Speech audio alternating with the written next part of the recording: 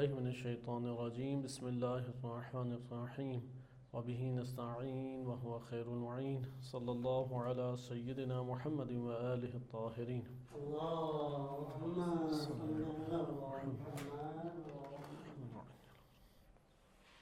برزخی بدن کے حوالے سے ہمارے مقدمات 13 کے قریب نکات یا قواعد تھے، وہ ختم ہو گئے اور ہم فصل اول کو مطالعہ کر رہے تھے۔ اس میں ہم نے پہلے نقطے کو جو ملاحظہ کیا وہ نقطہ یہ تھا کہ اللہ سبحانہ و تعالیٰ نے انسان کو خلق اس طریقے سے کیا ہے کہ انسان کا عمل ایک ایسے اثر کو چھوڑتا ہے جس کا سامنا انسان کرے گا اور وہ انسان کے لیے مجسم بن جائے گا۔ مجسم یعنی جسمانی ایک شے بنے گا جس سے انسان دوچار ہوگا۔ یہ پہلی خصوصیت بعض احادیث کے حوالے سے گزر گئی اور اس میں کل آپ نے شیعہ سنی دونوں کتب سے معتبر احادیث کو ملاحظہ کیا۔ الکافی کی روایت امیر المومنین علیہ الصلوۃ والسلام کی آپ کی خدمت میں عرض کی گئی، اور اہل سنت میں امام احمد بن حنبل نے اپنے صحیح اسناد کے ساتھ برا بن عازب سے نقل کیا کہ نبی اکرم صلی اللہ علیہ وسلم نے یہی مطلب بیان فرمایا ہے۔ اس کے بعد یہ نقطہ ہم نے پڑھا تھا کہ تجسم کہیں یا تمثل کہیں۔ تجسم یعنی جسم اور تمثل یعنی ایک شے کی مثل اختیار کر لینا، تمثیل جسے کہا جاتا ہے۔ تو یہاں پہ عرض کیا اور یہ بات مصنف کی درست بھی ہے کہ دونوں الفاظ آپ استعمال کر سکتے ہیں، چونکہ ہمارا یہاں پہ اس کلمے کے ماوراء معنی ایک ہی ہے، اور وہ معنی کیا ہے؟ نفس جس جسم کو لے کے آتا ہے، نفس جس جسم کو ایجاد کرتا ہے، انشاء کرتا ہے، وہی اسی کو ہم برزخی بدن سے بھی تعبیر کرتے ہیں یا اخروی بدن سے بھی تعبیر کرتے ہیں۔ اخروی اور برزخی بدن وہ ایجاد نفس ہے۔ یہ ہم نے اس میں ہم نے مطالعہ کیا، اور اس سے ہمارے سامنے یہ بات آئی کہ تجسم اور تمثل کہنے میں کوئی فرق نہیں ہے۔ ابھی اس کی اور خصوصیات بھی آئیں گی۔ ابھی ہماری جو گفتگو آگے بڑھتی رہے گی وہ در حقیقت برزخی بدن کے خصوصیات اور اوصاف کے بارے میں آئے گی۔ جیسا کہ ایک ہم خصوصیت پڑھ چکے ہیں کہ یہ انشاء نفس ہے، یہ خصوصیت دوبارہ بھی انشاءاللہ تکرار ہوگی۔ اچھا، اس کے بعد یہ ہم نے نقطہ مطالعہ کیا کہ ایک جسد دنیاوی ہے اور ایک جسد ملکوتی ہے۔ آج ہم اس کو مزید آگے لے کے چلیں گے۔ دیکھیں، انسان کو اللہ سبحانہ وتعالیٰ نے ابدان عطا کیے ہیں، اس کو مراتب ابدان سے بھی تعبیر کرتے ہیں کہ انشاءاللہ یہ آج ہمارا موضوع بحث بھی رہے گا۔ ایک بدن مادی ہے انسان کا، اسی بدن مادی کے توسط سے اگلا بدن تشکیل نفس دیتا ہے۔ اگر اس بدن مادی سے اعمال صادر نہ ہوں تو وہ جو اگلا بدن ہے وہ ہمارے سامنے آشکار نہیں ہوگا۔ بدن مادی کے آثار و خصوصیات مادی ہیں۔ یہ نکات اگر ہم حفظ کریں تو ہمارے لیے ترتیب سے آگے مباحث واضح ہوں گی، صحیح ہے؟ چونکہ عموماً انسان کے لیے بالطبع ایسا ہوتا ہے کہ وہ ایک نیا مطلب سنتا ہے تو اس سے مانوس ہوتے ہوئے اسے کچھ وقت لگتا ہے۔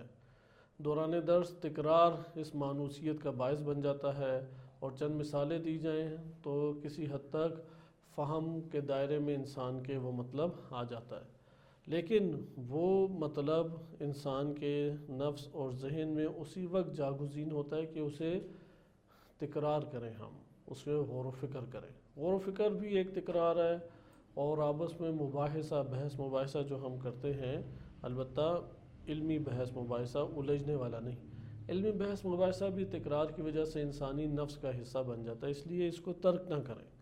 اگر ہم یہ سمجھیں کہ ایک دفعہ ہم نے یہ مطالب سن لیے اور ہمارے ذہن میں ہمیشہ رہ جائیں گے، تو یہ تو عام جو ہم زندگی کے امور انجام دیتے ہیں اس میں بھی اس طرح نہیں ہوتا۔ مثلا آپ کوئی چیز لائی ہے کہ ایک دکان سے، آپ دوبارہ اس کو ایک عرصہ دراز تک نہیں اس طرف جاتے، آپ کے ذہن میں نہیں رہے گی کون سی گلی تھی، کون سی جگہ تھی، یہ پتہ ہے کہ ایک جگہ تھی، لہذا تکرار سے یہ علم ہاتھ میں آئے گا، حفظ تبھی ہو سکتا ہے۔ اس لیے یہ توقع نہ رکھیں ایک دفعہ سننے یا سمجھنے سے یہ ہمارے نفس میں بیٹھ جائے گا، اسے بار بار لکھا جائے، اسے تکرار کیا جائے، سوال ابھارے جائیں، غور و فکر کیا جائے، تب یہ ہمارے قید میں انشاءاللہ آ جائے گا۔ صحیح، یہاں پہ بھی اس کے اوپر آپ دقت کریں کہ خصوصیت بدن اور خصوصیت بدن ملکوتی یا برزخی۔ خصوصیت بدن مادی، اس کی تمام خصوصیات مادی ہیں، یعنی وہ وزن رکھتا ہے، شکل و شمائل رکھتا ہے، اس کی محدودیت اس مادے کی وجہ سے موجود ہے، مادے میں حرکتی ذاتی ہونے کی وجہ سے وہ نشو و نما اپنے ایک صورت سے دوسری صورت یعنی ایک مرحلے سے دوسرے مرحلے میں منتقل ہوتا رہتا ہے۔ بدن برزخی کی خصوصیت یہ ہے کہ اس میں مادہ نہیں ہے، یہ ہم سابقہ دروس میں پڑھ چکے۔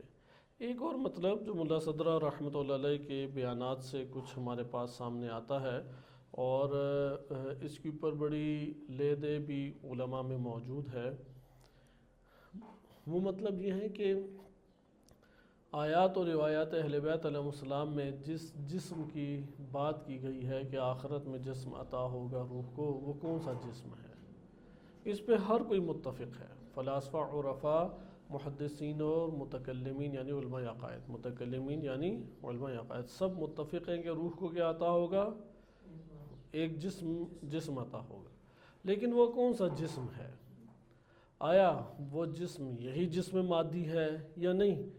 یہ جسم مادی نہیں بلکہ جسم مثالی ہے، جسم برزخی ہے، جسم ملکوتی، کوئی بھی نام دے دیں، یعنی جسم غیر مادی ہے، جسم ہے لیکن غیر مادی ہے۔ یہاں پہ جو مصنف ہیں انہوں نے ایک اور نقطہ اٹھایا ہے، چونکہ اگر واضح بات کی جائے تو متکلمین یا محدثین اس بات کے قائل ہیں کہ آخرت میں یعنی روز قیامت یہی مادی جسم روح کو دوبارہ پلٹا دیا جائے گا۔ برزخ میں ٹھیک ہے مثالی جسم ہے اور مثالی یعنی برزخی بدن ہے، لیکن آخرت میں یہ پلٹا دیا جائے گا۔ عرفاء اور فلاسفہ اس بات کے قائل ہیں کہ آخرت میں بھی جسم ہے، برزخ میں بھی جسم ہے اور اس دنیا میں بھی جسم ہے، چونکہ روح واپسی کے سفر میں بدون جسم نہیں ہے، بدون بدن نہیں ہے، لیکن اس دنیا میں جسم مادی ہے یا بدن مادی ہے، برزخ میں بدن برزخی یا جسم برزخی ہے، اور آخرت میں جسم اخروی ہے، وہ اس بات کے قائل ہے۔ اس لیے وہ یہ بیان کرتے ہیں کہ آخرت چونکہ دو مراحل پر مشتمل ہے، برزخ اور قیامت، جس کو دینی زبان میں برزخ اور قیامت کہتے ہیں، یا ہم فلسفی زبان میں عالم مثال اور عالم عقل کہتے ہیں، ان دونوں مراحل میں فلاسفہ اور عرفاء قائل ہیں کہ جسم ہے لیکن یہ جسم مادی نہیں ہے، اس جہان سے سازگار اور ملائم اور سنخیت رکھنے والا جسم ہے۔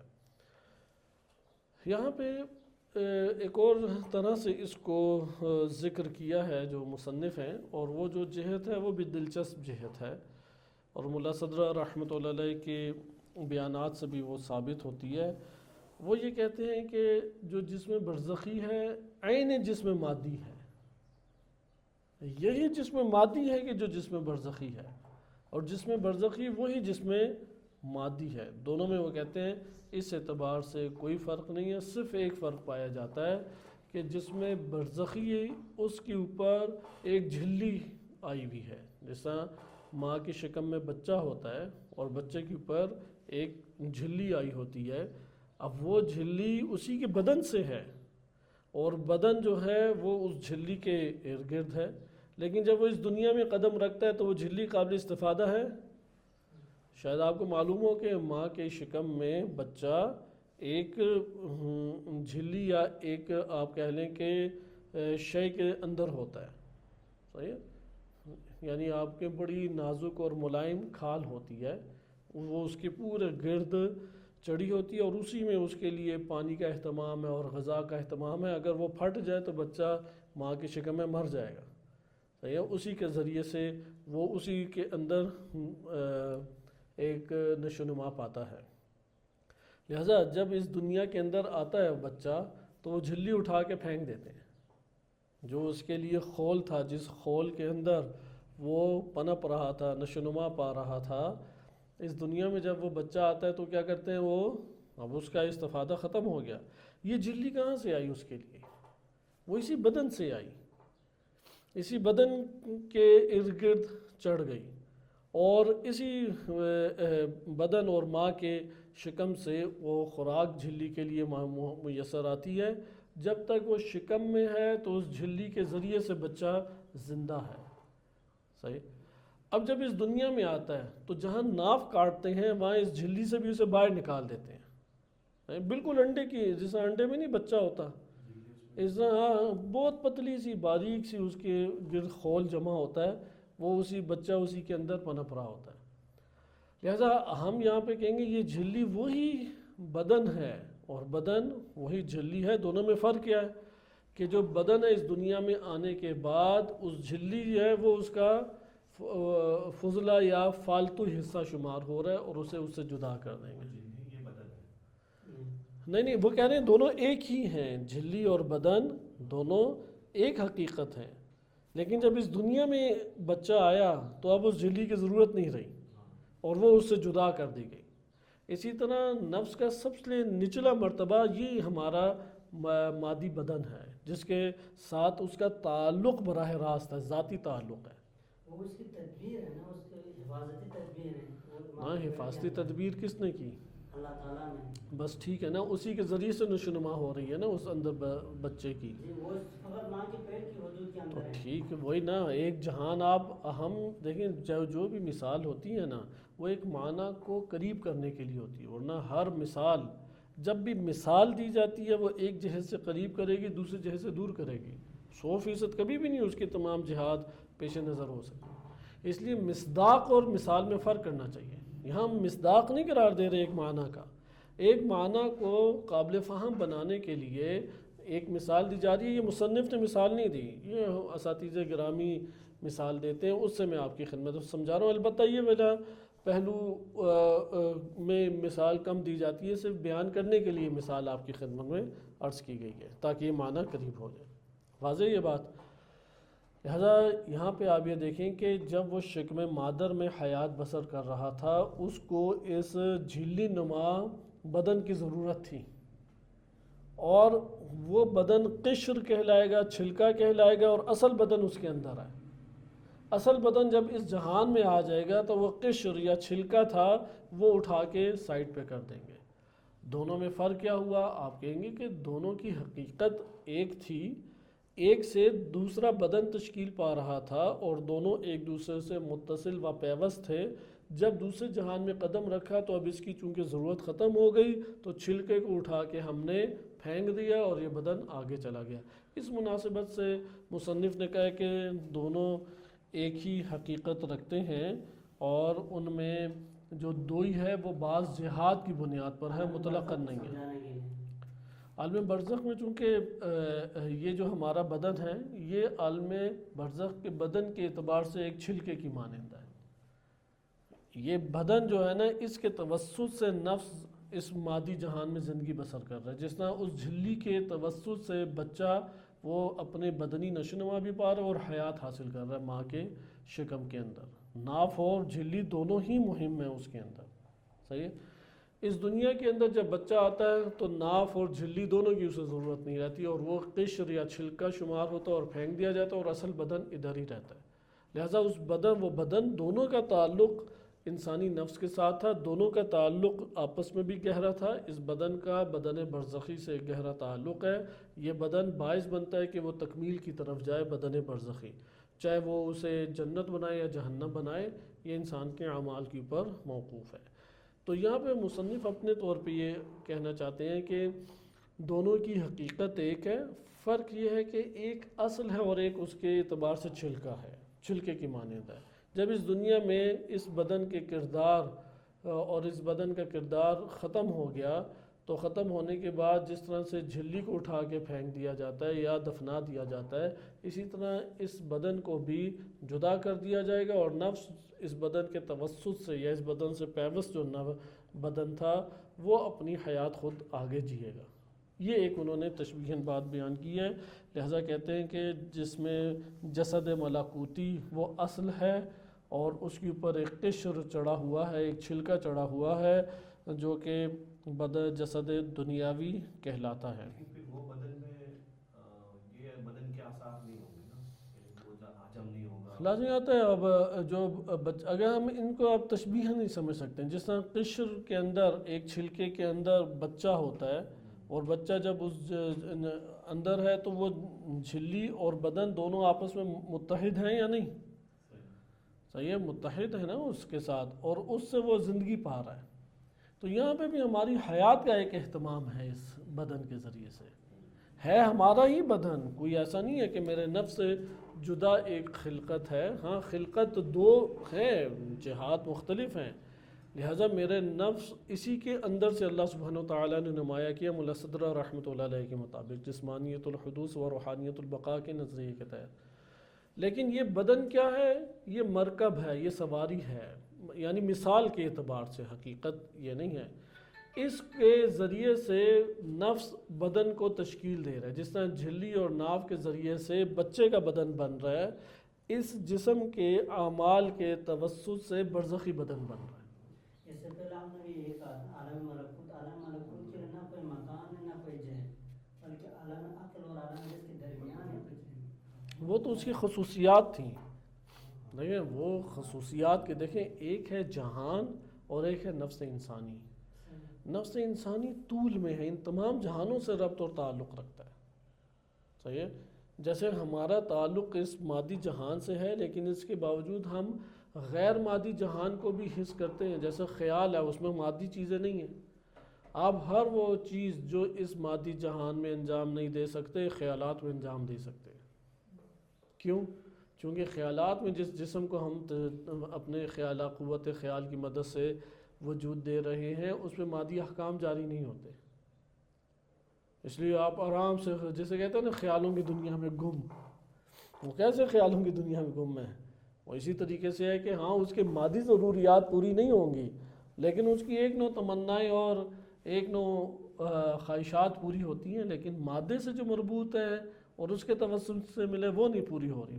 مقصود یہ ہے کہ جہان کو الگ کرنا ہے اور اس جہان کو درک کرنے کے جو اللہ تعالیٰ نے ہمیں آلات دیے ہیں، قوتیں دی ہیں، انہیں الگ قرار دینا ہے۔ نفس کی حقیقت مجرد ہے، لیکن یہی نفس ہر جہان میں چونکہ ایک زندگی بسر کرتا ہے، تو جہان مادی میں زندگی بسر کرنے کے لیے اسے جسم مادی اللہ تعالیٰ نے عطا کی۔ یہ جسم مادی سے تعلق نفس کا ذاتی ہے، صحیح ہے، ذاتاً وہ اس کے ساتھ پیوست ہے، اور اس طرح سے وہ آپس میں متحد ہے ہمارا نفس اس مادی بدن کے ساتھ کہ مادی بدن کے تمام اثرات نفس کے اوپر پڑتے ہیں، چاہے اختیاری ہوں یا غیر اختیاری ہوں۔ البتہ اختیاری اعمال سے ہمارے نفس کے اندر برزخی بدن جنم لے رہا ہوتا ہے، لیکن اثرات غیر ارادی چیزوں کے بھی پڑتے ہیں، جیسے چوٹ لگ گئی یا جیسے انسان کو کوئی چیز غیر ارادی طور پہ مل گئی، یہ ساری کی ساری چیزیں اثرات تو اس کے مرتب ہوتی ہیں،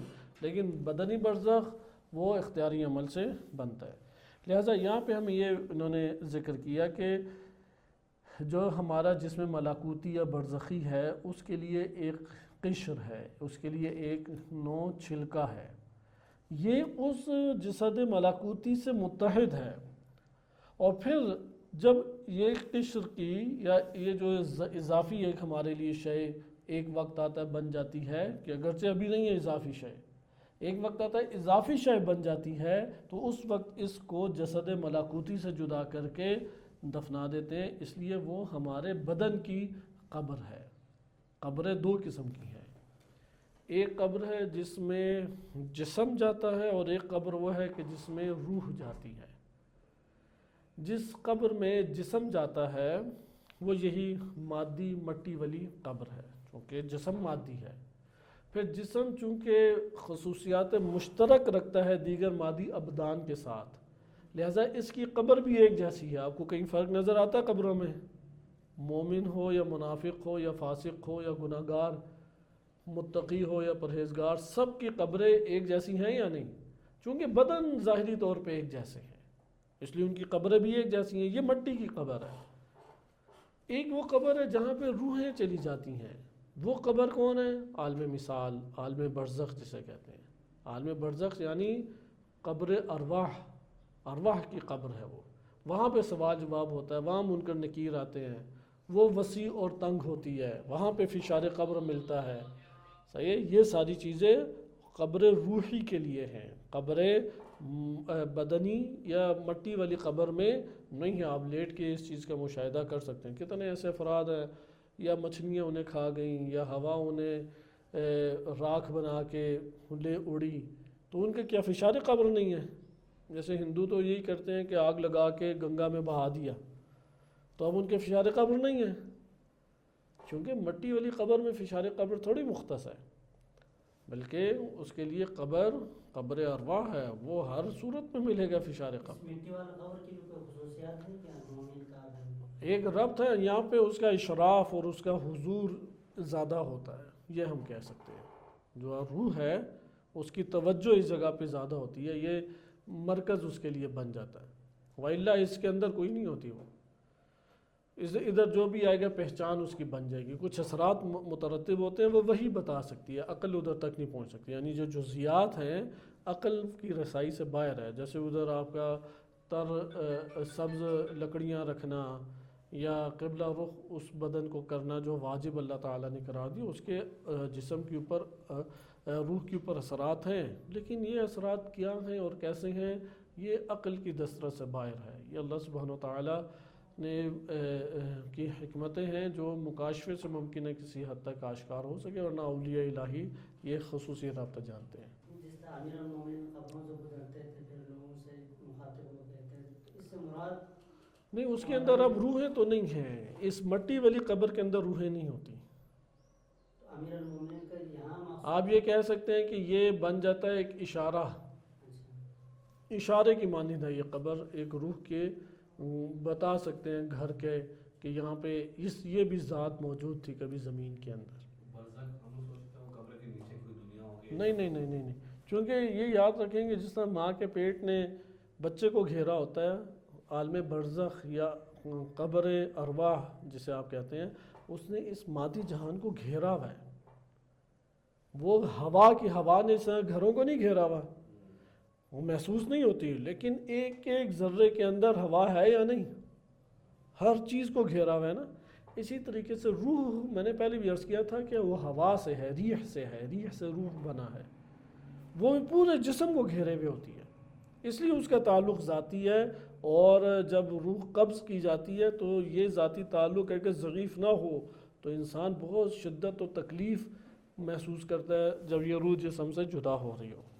آگے ہم چلتے ہیں کہ ہمیں یہ پتہ لگ گیا کہ یہاں پہ انہوں نے عرض کیا ہے کہ یہ عین دنیاوی یہ جسم ہے، اور فرق بعض جہات سے ہے، ہم اس کا انکار نہیں کرتے کہ بعض جہات سے یہ فرق نہیں ہے، بعض جہات سے یہ فرق ہے۔ لہٰذا جب انسان کا جسد برزخی یا ملکوتی جدا ہوتا ہے اس جسد مادی سے، جسم مادی سے، تو انسان اپنے اس جسد کا معائنہ بھی کرتا ہے، صحیح ہے؟ معائنہ کے عنوان سے پورا ایک باب ہے الکافی میں کہ انسان سکرات موت کے وقت معائنہ کر لیتا ہے، اس لیے اس وقت توبہ قبول نہیں ہے، لا الہ الا اللہ پڑھنا قبول نہیں، اس لیے یہ علامت ہم قرار نہیں دے سکتے ایک بندہ لا الہ الا اللہ پڑھتے ہوئے اس دنیا سے رخصت ہوا ہے تو حتماً اس کا انجام بخیر ہے۔ انجام بخیر اس کی اس اساس کے اوپر ہے کہ اس نے اعتقادات اور افکار اور اعمال وہ کس نوعیت کے حاصل کیے، اس کے اوپر ہے، اس کے ہمارے ظن اور گمان کے اوپر نہیں ہے۔ اگرچہ ہمارا وظیفہ حسن ظن رکھنا ہے، یہ ایک الگ بات ہے، حسن ظن کی اساس پہ ہم اس کے لیے انشاءاللہ یا دعائیہ طور پہ یہی قرار دیں گے یا اس کے صرف اچھی چیزوں کو مد نظر رکھیں گے، لیکن انجام کے اعتبار سے ہم نہیں کوئی گارنٹی دے سکتے۔ یہ انجام اس قدر سخت ہے کہ جناب سعد بن معاذ رضی اللہ عنہ بہت معروف اور عظیم شخصیت گزرے ہیں کہ نبی صلی اللہ علیہ وسلم کے دور میں شہید ہو گئے، اور اہل بیت علیہ السلام کے بڑے قریبی ہستیوں میں سے تھے۔ تو جب شہید ہوئے تو نبی صلی اللہ علیہ وسلم نے خود غسل اور کفن دیا اور خود جنازے میں شریک ہوئے، اور 70,000 فرشتوں نے شرکت کی۔ جناب جبریل ایک جگہ خالی کر دی آگے کی، 4 پائے ہوتے ہیں نا، ایک جگہ خالی کی دایاں حصہ نبی صلی اللہ علیہ وسلم نے بایاں کندھا دیا تھا، بقیہ 2 کو لوگوں نے اٹھایا تھا۔ اس جگہ فرمایا کہ اسے جبریل نے اٹھایا ہے۔ پھر کبھی رسول صلی اللہ علیہ وسلم اس طرف آتے اور جبریل ادھر جاتے، اور پھر جبریل ادھر آتے اور رسول صلی اللہ علیہ وسلم دوسری طرف جاتے۔ تو اس طرح سے پھر قبر تک لے کے گئے، پھر قبر میں خود اتارا، پھر قبر میں دفنایا، مٹی ڈالی، دعا کی۔ جب دعا کر رہے تھے تو والدہ جو تھی جناب سعد بن معاذ کی، انہوں نے کہا ہنیئا لک یا سعد، کہ مبارک ہو، کس قدر تو خوش بخت ہے کہ اس قدر اہتمام تو کسی نے نبی صلی اللہ علیہ وسلم کے رسول اللہ صلی اللہ علیہ وسلم نے اس قدر اہتمام کسی ہستی کا نہیں کیا۔ پہلی شخصیت ہم نے دیکھی ہے کہ اتنا نبی اکرم صلی اللہ علیہ وآلہ وسلم کا اہتمام۔ تو ادھر رسول صلی اللہ علیہ وآلہ نے ان کو متنبہ کیا اور کہا کہ یہ بات نہ کہو، کیونکہ اس کے اوپر بھی ایک فشار آئے گا، فشار قبر کا ایک جھٹکا اسے لگے گا، زغطۃ من زغات القبر، یا اس طرح سے اس میں کلمات ہیں بہرحال، یعنی ایک جھٹکا اسے فشار قبر کا لگے گا، فشار قبر کے اندر ایک جھٹکا دیا جائے گا۔ تو وجہ پوچھی، سارے صحابہ بھی حیران، کیونکہ انہوں نے بھی حضرت صلی اللہ علیہ وآلہ وسلم کا ایسا اہتمام کرتے نہیں دیکھا تھا، اور 70,000 فرشتے جنہوں نے نماز جنازہ پڑھی اور پتہ نہیں کتنی تکبیریں پڑھی، 70 تکبیریں تقریباً پڑھائیں، 5 تکبیریں ہیں نا، تو 70 تکبیریں یا اس طرح سے کلمات آئے ہیں کہ جناب سعد کے جنازہ پہ نبی اکرم صلی اللہ علیہ وسلم نے پڑھائیں، وہ مختص تھی انہی کے ساتھ۔ تو سب نے پوچھا کہ کیا وجہ ہے؟ تو کہا کہ یہ اپنے اہل و عیال کے ساتھ بد اخلاق تھا، اور بعض روایات میں آیا کہ پیشاب کے چھینٹوں سے اجتناب نہیں کرتے تھے، بعض جگہوں پہ آیا، یہ الکافی کی روایات ہیں کہ اہل و عیال کے ساتھ بد اخلاق تھا۔ اچھا، وجہ پوچھی کہ یہ اہتمام، کہا کہ ہر وقت قل هو اللہ پڑھا کرتے تھے سعد، ہر ٹائم، اٹھتے بیٹھتے سوتے جاگتے چلتے پھرتے قل هو اللہ احد سورۃ توحید پڑھتے تھے۔ ایمان ان کا اپنی جگہ، استقامت اور جہاد اپنی جگہ، غیر معمولی اہتمام کی وجہ کیا ہے کہ یہ جو قرات قل هو اللہ ہے یہ ان کی خصوصیت بن گئی۔ اور آپ نے دیکھا لیال القدر میں 2 صورتیں بہت اہمیت رکھتی ہیں نمازوں میں، یا تو وہ نمازیں ہیں سورۃ توحید کے اوپر 100 دفعہ 50 دفعہ 50 رکعت میں 10 دفعہ، یا انا انزلناہ فی لیلۃ القدر، یہ دونوں بہت بھاری صورتیں ہیں۔ تو آپ نے ادھر ملاحظہ کیا کہ یہ والی چیزیں یہ غیبی علوم میں سے ہیں، یہ اللہ سبحانہ و تعالیٰ جن اولیاء کو عطا کرے وہ یہ حکمتیں جان سکتے ہیں۔ ہم کلی طور پہ عقل جو ہے نا وہ کلی طور پہ جائزہ لے سکتی ہے، وہ جزیات میں نہیں رسائی رکھتی، جزیات میں وہی آ کے ہمیں بتائے گی۔ خوب، یہ آپ کے پاس ایک مطلب آیا، اس لیے انہوں نے اس بات کو ذکر کیا کہ یہ دونوں آپس میں متحد ہیں اور ایک دوسرے کی عین ہیں۔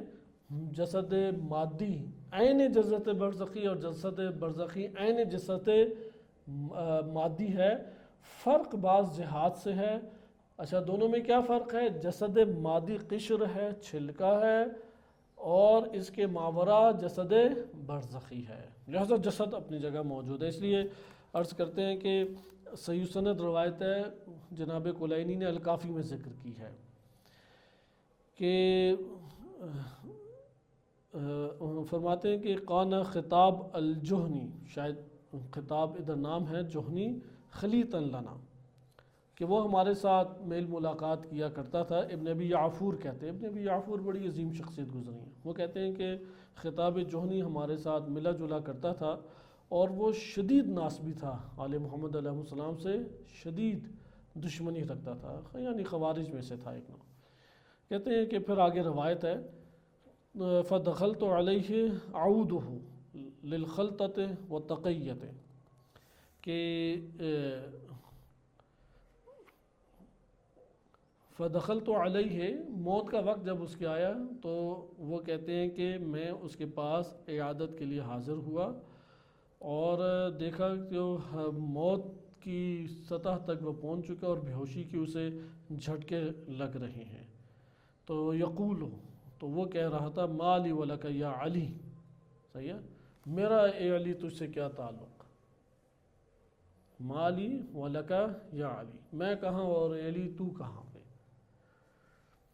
اب یہاں پہ اس کا کیا مطلب ہے؟ وہ سکرات موت کی حالت میں اور امیر المومنین علیہ السلام کا مشاہدہ کیا اس نے، دیکھا امام علی علیہ السلام، جیسے روایات اہل بیت علیہ السلام میں کثرت سے آیا ہے کہ ہر مومن اور کافر امام علی علیہ السلام کی زیارت کرے گا، اور مومن دیکھ کے خوش ہو جائے گا، اور کافر وہ دیکھ کے اس کا رنگ اڑ جائے گا، سیاہ ہو جائے گا۔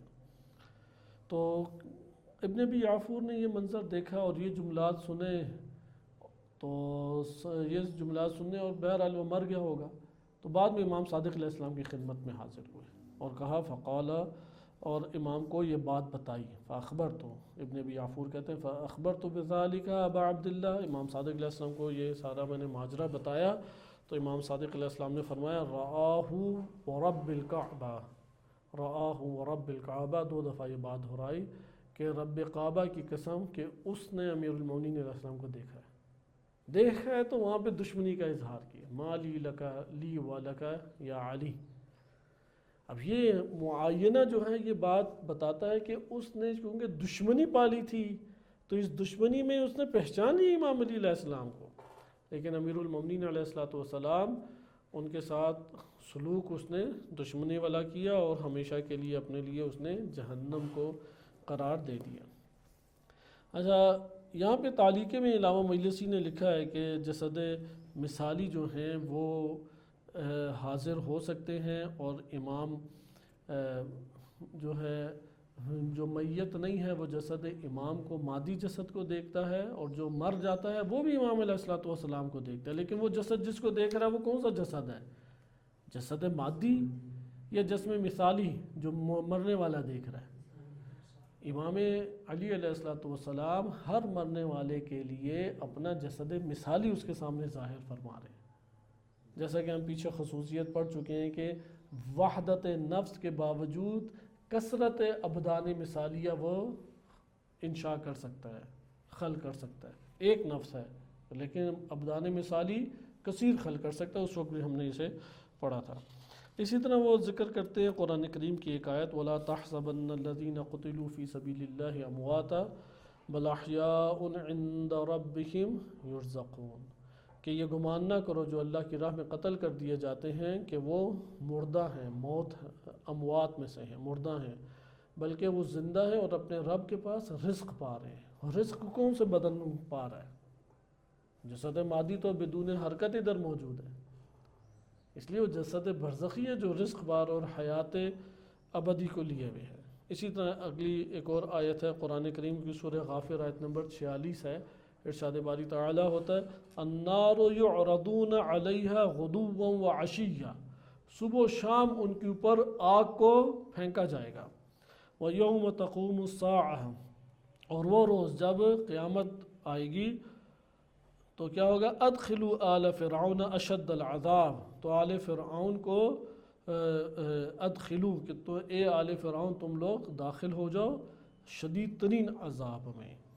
یہاں پہ آپ نے دیکھا کہ کس بدن کو یہاں پہ عذاب دیا جا رہا ہے، وہ جسد مادی تو ادھر موجود ہے، وہ جسد برزخی ہے جس کو عذاب دیا جا رہا ہے، اور دونوں میں اتحاد موجود تھا، اور اتحاد کس نوعیت کا تھا کہ یہ قشر ہے، یہ چھلکے کی مانند ہے، اور وہ بدن اس کے ماورا بدن حقیقی و بدن برزخی ہے، بالکل اسی طرح کہ جھلی سامنے ہے لیکن جھلی کے اندر اصلی بدن ہے جس نے اس دنیا میں آنا ہے۔ جب اس دنیا میں آتا ہے تو پھر اس جھلی کا کردار ختم ہو جاتا ہے، اس لیے وہ جو اتحاد تھا دونوں بدنوں میں، اس بدن قشری کو پھینک دیا جاتا ہے۔ اس طرح اس بدن مادی جس کے ماورا بدن برزخی ہے، اس کو جدا کر دیا جائے گا جب اس کا کردار ختم ہوگا، اور بدن برزخی وہ اپنی حیات آگے جیے گا۔ وہ بھی ہوگی لیکن اس کے اندر اور دیگر چیزیں جو جہان یہی بدن کی شکل و صورت اس سے بھی مشابہ ہو سکتی ہے، یا جو بھی نفس انشاء کرنا چاہے، لیکن وہ جن چیزوں میں رہے گا وہ کون سی چیزیں ہیں، وہ بھی انشاء نفس ہی ہیں، وہ بھی آگے یہ والا ٹاپک آگے آ رہا ہے۔ بس ہم نے یہاں پہ دیکھا کہ انسان کو قبر میں عذاب ملتا ہے، روز قیامت عذاب ملے گا اگر روح شریر ہے، اور اگر روح جو ہے وہ صالح ہے تو اسے نعمتیں ملیں گی۔ یہ جو نعمتیں ہیں ملنا یا یہ عذاب ملنا یہ بدن ملکوتی یا بدن برزخی کو ملے گا۔ اچھا، یہ ہمارے پاس ایک بیان ہو گیا، ایک نقطہ ہو گیا کہ اس میں ایک اور پہلو بھی ہمارے پاس ذکر ہوا ہے۔ بہرحال اس میں ایک دو اور نکات ہیں، اس کو بھی ہم ترک کرتے ہیں، اگلے مورد میں آتے ہیں چونکہ وہاں پہ یہ نکات دوبارہ آئیں گے۔ اچھا، اگر اس کے متضاد کوئی ہمارے پاس ایسی آتی ہیں روایات، تو یہ چونکہ آیات اور روایات سے کوئی روایت ٹکرائے تو وہ ٹکراؤ کی وجہ سے قابل قبول نہیں ہوگی، مگر یہ کہ اسے اس کے ساتھ جمع کیا جا سکے۔ مراتب بدن انسان، اگلا ہمارے پاس موضوع یہ آ جاتا ہے۔ اس میں ذکر کرتے ہیں کہ انسان کے لیے ایک مثال جوہری ہے جو اسی کے نفس کے ساتھ عالم اشباح یعنی عالم برزخ میں قائم ہے، اور ایک انسان کے پاس مثال عقلی جوہری ہے جو بذات خود اس کے ساتھ عالم عقل میں قائم ہے۔ بالفاظ دیگر انسان کے بدن کے مراتب 3 ہیں۔ صحیح ہے، 3 مراتب ہے، یہ وہ پرانی تکرار ہے لیکن اب اس کو ہم ٹاپک وائز آگے لے کے چل رہے ہیں، چونکہ ابھی ہمارے پاس ملا محسن فیض کاشانی کا ایک بیان تھا اور دلچسپ بیان تھا، اس کو ہم نے ترک کیا ہے چونکہ اس کے بعض مطالب پیچھے پڑ چکے ہیں اور مزید آگے آئے گا۔ مثلا انہوں نے یہ ذکر کیا کہ جس طرح آپ خیال میں اور خواب میں دیکھتے ہیں تو برزخ میں بھی وہی آپ کا منظر ہوگا، البتہ خواب اور خیال میں حقیقی نہیں ہوتا، لیکن جو برزخ میں ہے وہ کیا ہوگا؟ حقیقی منظر ہوگا۔ مراتب بدن ہمارے پاس 3 ہو گئے۔ ایک مرتبہ بدن کیا ہے؟ مادی، جس کو ہم اس دنیا میں آثار مادہ کی صورت میں حس بھی کرتے ہیں۔ دوسرا بدن عالم برزخ میں ہے اور یہ بدن ملاکوتی یا جسد ملاکوتی کہلاتا ہے۔ اسے عالم اشباح بھی قرار دیتے ہیں، عالم برزخ کے، عالم قبر کے، عالم ملاکوت، عالم خیال، جو بھی عالم جہان کا نام دے دیں۔ اچھا، جو انسان کے لیے عالم برزخ میں بدن ہے یا مثال ہے جوہری، وہ اسی کی ذات کے ساتھ قائم ہے۔ وہ کس کے ساتھ قائم ہے؟ اس کی ذات کے ساتھ قائم ہے جوہر لیکن ذات کے ساتھ، اس کی ذات یعنی قیام اس کا جو ہے نا وہ اس کی ذات کے ساتھ ہے۔ ہم کل ایک معنی پڑھ چکے ہیں مستقل اور رابط کا، 13ویں اصل تھی کہ نفس بدن برزخی اور بدن اخروی کے مقابلے میں مستقل حیثیت رکھتا ہے اور وہ وجود رابط کی حیثیت رکھتے ہیں۔ کل تفصیلی اس کے اوپر ہماری گفتگو گزر چکی ہے، تو یہاں پہ یہی بات بیان کرنا چاہتے ہیں، عالم برزخ میں روح کو جو بدن عطا ہوگا وہ خود ذات روح کے ذریعے سے قائم ہے اور ذات روح ہی اس کو ایجاد کرنے والی ہے، لیکن اس دنیا کے مادی بدن اور اس کے اعمال کے توسط سے۔ لیکن جب یہ قشر اور یہ چھلکا ہم سے جدا ہو گیا تو اب روح اور روح کے اوپر جو بدن قائم ہے وہ رہ جائے گا۔ بس یہ بدن کیسے ہے؟ وہ روح ہی کے ذریعے سے قائم ہے۔ اچھا، آ جائیں عالم خیال میں یا اخروی بدن، قیامتی بدن کی طرف، تو وہ بھی یہ کہتے ہیں کہ وہاں پہ مثال عقلی جوہری قائم بذات ہی فی عالم العقول، کہ وہاں پہ بھی اسی طریقے سے ہے کہ یہ جو قائم ہے وہاں پہ عالم عقل میں۔ دوسرا ہے یا تیسرا ہے؟ یہ تیسرا ہو گیا نا، عالم عقل میں بھی جو بدن ملے گا، ہاں عالم عقل میں بھی بدن ملے گا وہ قائم بالذات ہے۔ اس کو ابھی ہم انشاءاللہ تعالی آگے کچھ ملاحظہ کریں گے۔ بس یہاں پہ ملا صدرہ رحمۃ اللہ علیہ یہ بات لکھتے ہیں کہ جب بھی انسانی نفس اس مادی بدن کی تدبیر کرنا ترک کر دیتا ہے اور اس کو اس کے حال میں چھوڑ کے دوسرے عالم میں منتقل ہو جاتا ہے تو یہ جسم، اس کا مزاج فاسد ہو جاتا ہے، یعنی یہ جسم جو ہے وہ مثل پتھر بن جاتا ہے اور پھر خراب ہونے لگتا ہے۔ جب تک نفس کا اس کے ساتھ ربط اور تعلق ہے یہ خراب نہیں ہوتا، اس کے اندر حیات ہے تو حیات کا احساس جو ہے نا وہ ساری چیزیں کرتے، اس لیے وہ کیڑے مکوڑے نہیں آتے جو مرنے کے بعد آتے ہیں، چونکہ اس کے اندر حیات موجود ہے نفس کے توسط کی وجہ سے۔ بس نفس جب تک اس مادی بدن کی تدبیر کر رہا ہے یہ مادی بدن فساد مزاج کا شکار نہیں ہوگا، چونکہ جس میں مادی اس کی حیات کس کے اوپر ہے؟ اعتدال مزاج پہ. اگر مزاج معتدل نہ رہے تو یہ جسم مریض شمار ہوتا ہے. اگر مزاج کاملاً فاسد ہو جائے تو یہ جسم بھی فساد کا شکار ہو جاتا ہے. مزاج بدن کب فاسد ہوتا ہے؟ ایک دفعہ تو مرض ہے، مرض کی صورت میں نفس اس کے ساتھ برقرار ہے، لیکن ایک مرتبہ یہ ہوتا ہے کہ نفس اس سے تعلق توڑ دیتا ہے، اس کی تدبیر چھوڑ دیتا ہے. جب بھی نفس انسانی اس مادی بدن کی تدبیر ترک کر دے گا، یہ مادی بدن کیا ہو جائے گا؟ فساد کا شکار ہو جائے گا، فساد مزاجی کا شکار ہوگا اور آہستہ آہستہ اس دنیا میں اختتام کی طرف آ جائے گا. بس ہمیں یہ پتہ لگ گیا کہ عوالم تین ہیں، دنیا ہے، ملکوت ہے اور عقل ہے. ان تینوں کے مسانخ جو ہے یعنی سازگار ان سے بدن اللہ نے عطا کیا ہے، اور یہ بدن انسانی نفس کے ساتھ قائم ہوتا ہے. عالم مثال جو ہے ان دونوں سے جڑا ہوا ہے. ہم عالم عقل سے، ہم عالم جہان مثال دونوں میں واسطہ ہے، نہیں دونوں کی خصوصیات رکھتا ہے. ہاں جڑا ہوا بالکل ایسا ہی ہے، ایک اس کا حصہ، اس لیے یہ عبور ہمیں کرنا پڑے گا. اس کے توسط سے عالم عقل تک پہنچیں گے، اس کے بغیر نہیں عالم عقل تک پہنچ سکتے. یعنی یہ والا کمال پورا حاصل کریں گے یہاں تک کہ یہ تمام ہو جائے، پھر آگے منتقل ہوں گے. بالکل اسی طرح جیسے جس میں مادی پورا تمام ہو تو اس جہان کے تمام چیزوں کو حاصل کر سکتا ہے، ورنہ ادھر ہی محدود رہ جائے گا جو ماں کے شکم میں جتنا حصہ تھا. یہ چیزیں مادے کے اندر خود استطاعت ہے، صلاحیت ہے ان چیزوں کو مثال کے طور پر مادے پھر عالم مثال پھر عالم عقل. مادہ اس طرح یہ واپسی کی طرح دیکھیں، آغاز عالم عقل سے، عالم عقل پہلے تشکیل پاتا ہے، پھر عالم مثال تشکیل پاتا ہے، پھر عالم دنیا تشکیل پاتا ہے. جب واپسی پہ سفر ہے نا تو جس طرح بیج بند صورت میں اتر رہا ہے، لیکن اس مادی جہان میں ہر شے نے نشوونما پانی ہے، اور جو اندر کی اساس پہ اس نے بیرون آنا ہے. پھر جتنی مقدار بیرون آیا ہے واپسی کا اتنا ہی سفر طے کرے گا.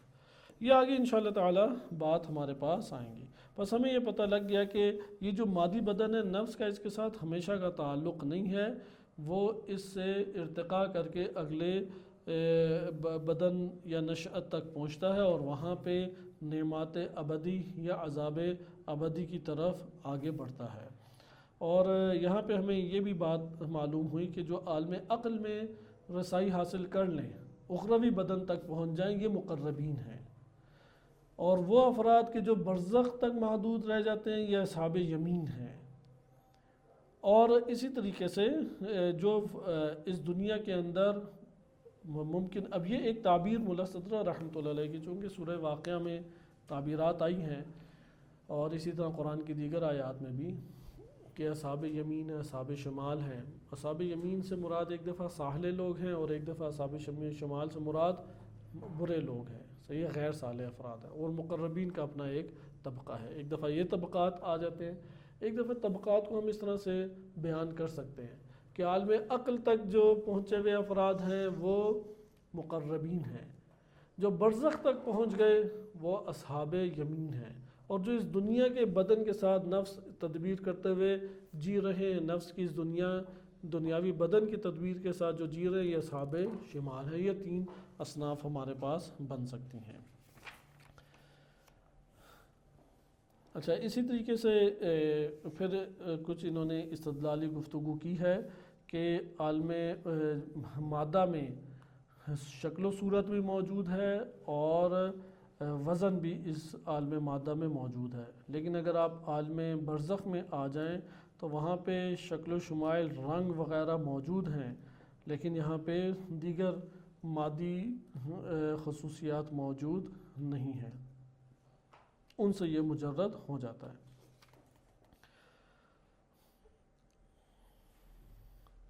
بقیہ آپ کے سامنے مطالب ذکر کر دیے گئے تھے. اگلا آپ آ کے دیکھیں. اگلا ٹاپک ہمارے پاس آتا ہے کہ انسان کے دو بدن ہیں، ان میں سے ایک قشر ہے یعنی جھلی یا چھلکا ہے، اور دوسرا اس کی نسبت اصل کی حیثیت رکھتا ہے.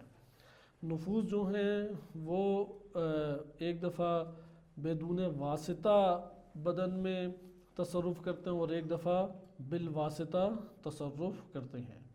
صحیح، یعنی دو طرح سے ارواح کے اجسام کی تدبیر اور اجسام کا تصرف ہے. ایک وہ ہمارے پاس اجسام ہیں کہ جس میں نفوس تصرف اولاً و بالذات کر رہے ہیں، بدون واسطہ تصرف کر رہے ہیں، اور ایک دفعہ نفوس ثانویاً تدبیر کر رہے ہیں اور بے واسطہ جسم آخر وہ تدبیر کر رہے ہیں۔ یہاں پہ آپ کو کیا محسوس ہوتا ہے کہ یعنی انسانی نفس وہ تدبیر کرتا ہے بدن کی، ٹھیک، ایک دفعہ انسانی نفس جو ہے وہ بدون واسطہ جسم کی تدبیر کر رہا ہے، اور ایک دفعہ انسانی نفس تصرف، آپ کہہ لیں تدبیر یا تصرف، ایک دفعہ انسانی نفس جسم میں تصرفات اپنے انجام دے رہا ہے بدون واسطہ، لیکن ایک وہ جسم ہے کہ جس میں بالواسطہ وہ انجام دے رہا ہے، بالواسطہ ایک اور جسم کے توسط سے وہ انجام دے رہا ہے۔ آپ کو ان میں سے کون سا بدن بدون واسطہ بغیر واسطہ محسوس ہوتا ہے؟ یعنی کون سا نفوس جو ہے وہ بدون واسطہ براہ راست اولاً و بالذات وہ جسم کے اوپر تصرف کر رہے ہیں؟ دیکھیں ایک دفعہ ہمارے پاس جسم کے نا، ہمارے نفس کے دو جسم ہو گئے نا، دو بدن ہو گئے، ایک بدن میں براہ راست وہ تصرف کرتا ہے، اور ایک بدن میں اس کے توسط سے دوسرے جسم کے اوپر تصرف کرتا ہے۔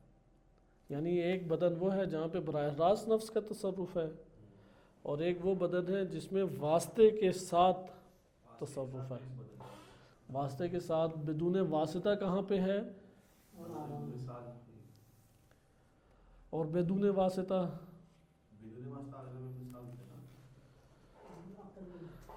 نہیں، ایک اور اسی اعتبار سے ایک جسم ہوا ہے کہ جس کی زندگی ذاتی ہے، اور ایک جسم ہوا ہے کہ جس کی زندگی ذاتی نہیں ہے بلکہ اس کی زندگی بتوسط نفس ہے۔ عالم برزخ اور عالم آخرت دونوں میں ذاتی ہے۔ یہ جو برزخی بدن ہے اس کی خصوصیت یہ ہے کہ اس میں حیات ذاتی ہے، اور یہ جو ہمارا مادی بدن ہے اس میں نفس جو ہے وہ یہ بدن خود اس کی اپنی زندگی ذاتی حیات ذاتی نہیں ہے، بلکہ وہ نفس کے توسط سے، جب تک نفس کا تعلق اس جسم کے ساتھ ہے تب تک کیا ہے، یہ جسم حی ہے، لیکن جب نفس کا تعلق ٹوٹ جائے تو یہ جسم کیا ہو جاتا ہے، مردہ، فساد کا شکار ہو جاتا ہے۔ لیکن برزخی بدن اس طرح نہیں ہے، چونکہ برزخی بدن اور نفس میں صرف جہت کا فرق ہے، ذاتاً دونوں ایک ہی ہیں۔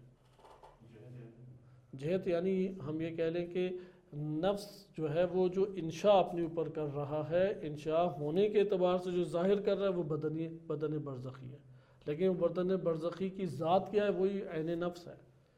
یہاں پہ ایک فرق ہے، لیکن اس جگہ پہ بدن برزخی اور بذات خود نفس میں فرق نہیں ہے۔